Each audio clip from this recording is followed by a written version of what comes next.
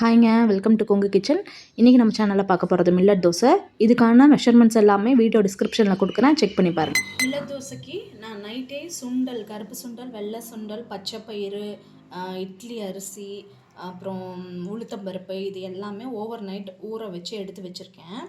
இது கூட வந்து 2 பச்சை மிளகாய், ஒரு சின்ன ஆங்குளம், இது இஞ்சி, கூடவே வந்து 1 ஸ்பூன் அளவுக்கு வந்து ஜீரகம் சேர்த்து உப்பு கொஞ்சம் போட்டு நல்லா அரைச்சி எடுத்துக்கலாம். இதுவே வந்து நீங்கள் அரிசி, வரகு, சாமை, குதிரைவாளி இது எல்லாமும் சேர்த்து அரைக்கலாம். இது வந்து பயிர் வகைகளில் மில்லட் தோசை. இதில் வந்து ராகி, முழு ராகியும் சேர்த்துக்கலாம். என்கிட்ட ராகி இல்லாதங்காட்டி நான் இன்றைக்கி அதை ஸ்கிப் பண்ணியிருக்கேன். ராகி இருந்தால் நீங்கள் அதையும் ஆட் பண்ணி ஊற வச்சுக்கோங்க ஓவர் நைட். இப்போ நான் இதை அரைச்சிட்டு எப்படி இருக்குன்னு காட்டுறேன். மாவு நல்லா அரைச்சி எடுத்தாச்சு. இந்த டைமில் வந்து நீங்கள் தோசை மாவு பதம் எப்படின்னு பார்த்துக்கோங்க. கெட்டியமாக இருந்தால் கூட கொஞ்சம் தண்ணி கலந்துக்கலாம்.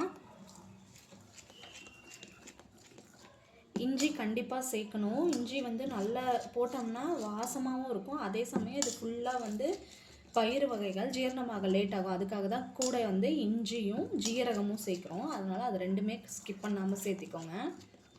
இப்போ கொஞ்சம் கெட்டியமாக இருக்குது எனக்கு மாவு. நான் இது கூட தண்ணி கலந்துக்கிறேன்.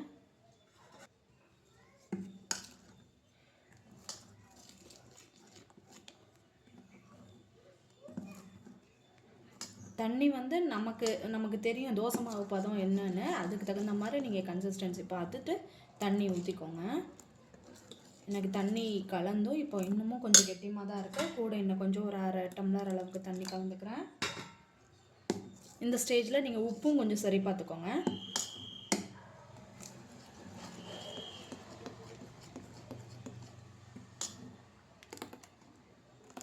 இந்த மாவு இந்த கன்சிஸ்டன்சி ஓகே. நம்ம இப்போ இதில் தோசை ஊற்றி எடுத்துடலாம்.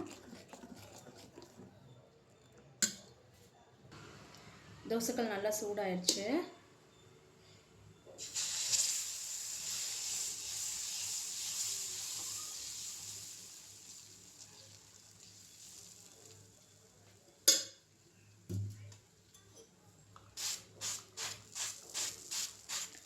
இது வெயிட் லாஸ் பண்ணுறவங்களுக்குலாம் ஒரு சூப்பரான ரெசிபி.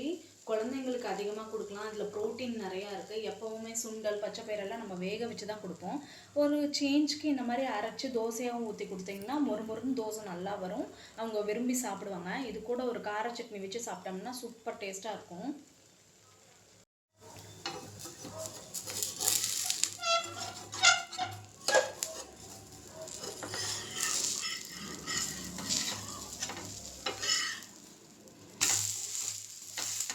எவ்வளோ கிறிஸ்பியாக இருக்குது பாருங்கள்.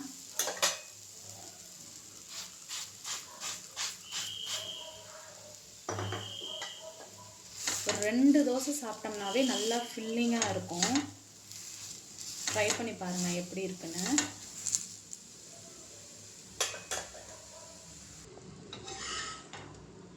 நல்லா கிறிஸ்பியாக ரெடி ஆகிடுச்சு தோசை.